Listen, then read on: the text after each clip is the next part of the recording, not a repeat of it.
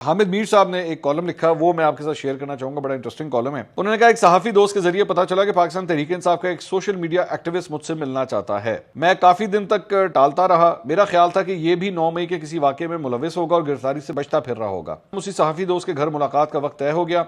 मुकर्ररा वक्त पर दोस्त के घर पहुंचा तो वहां मेरा इंतजार करने वाले साहब का चेहरा बड़ा शनासा था। पूछा, आपके साथ कहां मुलाकात हुई थी? उन्होंने बताया कि बनी गाला में आपसे सलाम दुआ हो चुकी है। ये साहब पेशे के लिहाज से डॉक्टर हैं और तहरीक इंसाफ के सोशल मीडिया सेल से वाबस्ता थे। पाकिस्तान छोड़ने से पहले वो 3 लोगों से माफी मांगना चाहते थे, उनमें से एक मैं भी था। आई एम सरप्राइज कि उन्होंने डॉक्टर साहब का नाम क्यों नहीं लिया। मेरे ज़हन में 2 डॉक्टर आते हैं। एक तो हैं डॉक्टर अरसलान खालिद, जो बेसिकली पाकिस्तान तहरीक इंसाफ की सोशल मीडिया टीम को हेड करते थे, हैंडल करते थे, सारे मामला वही देखते थे। और दूसरे आते हैं डॉक्टर फरहान विर्क। 2019 की अगर ये बात हो रही है, 2019 के नवंबर तक मेरे ख्याल में डॉक्टर फरहान विर्क जो है वो ऑलरेडी साइडलाइन हो चुके हुए थे। तो मेरे ज़हन में जो नाम आ रहा है वो डॉक्टर अरसलान खालिद का ही आ रहा है, क्योंकि मैं तो सोशल मीडिया टीम के हवाले से और किसी डॉक्टर को नहीं जानता।